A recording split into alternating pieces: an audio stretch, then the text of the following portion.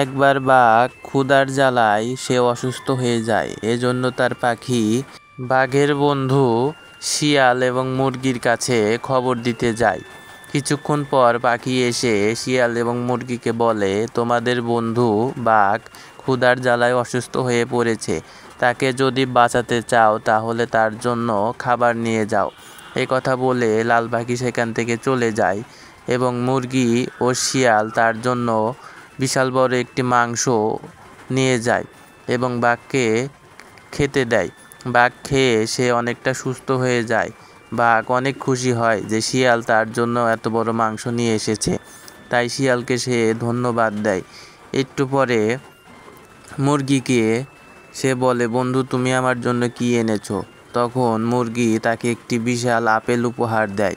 এই আপেলটি দেখে বাঘ অনেক খুশি হয়ে যায়, বলে এত বড় আপেল আমি আমার জীবনে কখনো দেখিনি, এবং মুরগি শিয়াল আপেলটিকে রেখে চলে যায়।